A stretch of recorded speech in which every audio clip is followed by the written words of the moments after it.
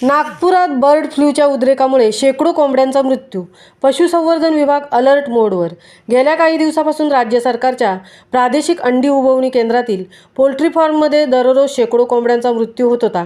त्यानंतर पशुसंवर्धन विभागाच्या अधिकाऱ्यांनी एवढ्या मोठ्या संख्येने कोंबड्यांचा मृत्यू का होत आहे हे तपासण्यासाठी आजारी कोंबड्यांचे नमुने पुण्याच्या आणि नंतर भोपाळमधील उच्च सुरक्षा प्रयोगशाळेत पाठवण्यात आले होते.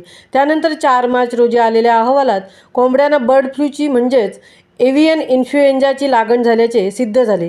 नागपूरच्या जिल्हा परिषद संवर्धन उपायुक्त मंजुषा पुंडलिक यांनी प्रादेशिक अंडी उबवणी केंद्रामधील पोल्ट्री फार्ममध्ये बर्ड फ्लूचा उद्रेक झाल्याचे मान्य केले.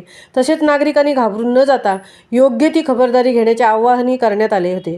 त्यानंतर आता पशुसंवर्धन विभाग अलर्ट मोडवर आले असून आरोग्य उपसंचालक कार्यालयात सर्व संबंधित यंत्रणांची बैठक घेण्यात आली. या बैठकीत जिल्हा पशुसंवर्धन अधिकारी डॉक्टर कविता मोरे, सहाय्यक संचालक आरोग्य डॉक्टर प्रदीप आवटे, डॉक्टर प्रमोद गवई आणि इतर वरिष्ठ अधिकारी उपस्थित होते.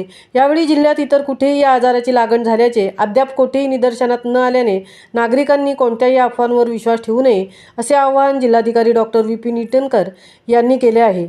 महामुंबईसह दिलीप निकम, नागपूर.